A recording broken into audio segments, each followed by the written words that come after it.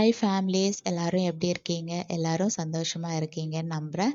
Welcome to Anitha Narmath vlogs. இன்னைக்கு vlogல coffee cake எப்படி பண்ணுறதுன்னு பார்க்கலாம்.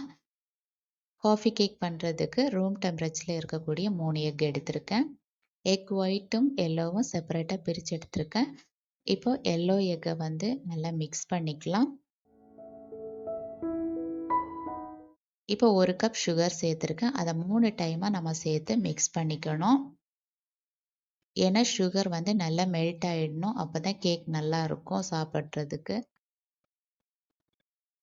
இப்போ 1/4 கப் எண்ணெய் சேர்த்துக்கலாம். நான் நார்மல் வெஜிடபிள் ஆயில் தான் சேர்த்துருக்கேன். கூடவே 1/2 கப் பால் சேர்த்துருக்கேன்.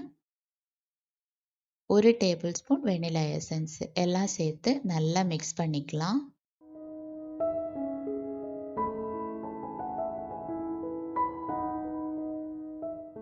இப்போ ஒரு பவுல் எடுத்து அதில் வந்து 2 டேபிள் ஸ்பூன் காஃபி பவுடர் சேர்த்துருக்கேன்.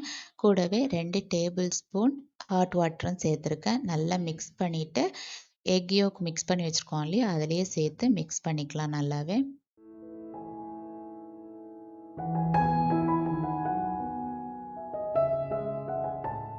இப்போ ட்ரை இன்க்ரீடியன்ட்ஸ் சேர்த்துக்கலாம். 1 கப் மைதா சேர்த்துருக்கேன். கூடவே 1/2 tablespoon baking powder, 1/4 teaspoon baking soda அரிச்சு சேர்த்துக்கலாம். இப்போ எல்லாம் ஒன்றா லம்ஸ் இல்லாமல் மிக்ஸ் பண்ணி எடுத்துக்கணும்.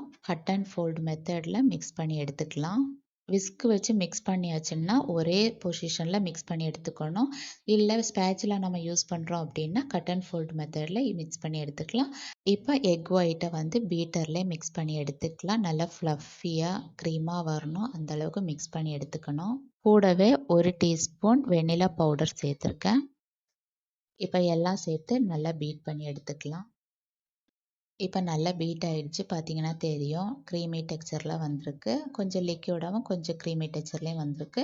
இப்போ இந்த மிக்சரை வந்து நம்ம எக் யோக் மிக்ஸ் பண்ணியிருக்கோம்ல, அதில் சேர்த்துக்கலாம்.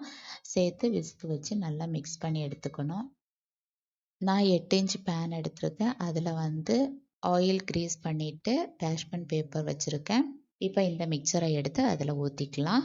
180 டிகிரி செல்சியஸில் 25 to 30 மினிட்ஸ் பேக் பண்ணி எடுத்துக்கலாம். இப்போ விப்பிங் க்ரீம் ரெடி பண்ணிக்கலாம். நான் வந்து விப்பிங் பவுடர் தான் வாங்கியிருக்கேன்.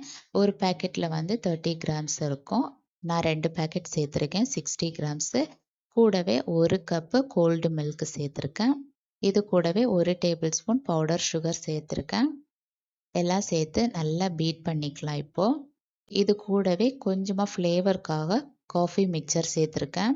நல்ல க்ரீமியாக ஃப்ளஃபியாக பீட் பண்ணி எடுத்துக்கலாம். இப்போ விப்பிங் க்ரீம் ரெடி ஆகிடுச்சு, கேக்கும் ரெடி ஆகிடுச்சு. நான் வந்து 10 இன்ச் பேஸ் போர்டு எடுத்திருக்கேன். அதுக்கு மேலே கொஞ்சமாக விப்பிங் க்ரீம் தடவிட்டு கேக் வந்து இப்போ செட் பண்ணிக்கலாம்.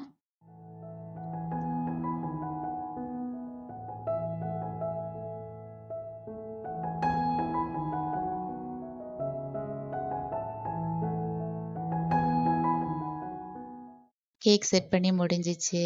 வீட்டில் சாப்பிட்றதுக்காக பண்ணுறதுனால ஃபினிஷிங் அந்தளவுக்கு பர்ஃபெக்டாக கொடுக்கல.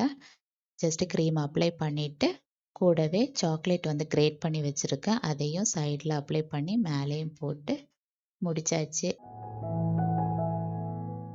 கேக் எப்படி இருக்குன்னு பார்த்துட்டு கமெண்ட் பண்ணுங்கள். இந்த வீடியோ உங்களுக்கு பிடிச்சிருந்தா லைக் பண்ணி சப்ஸ்கிரைப் பண்ணுங்கள். பாய்.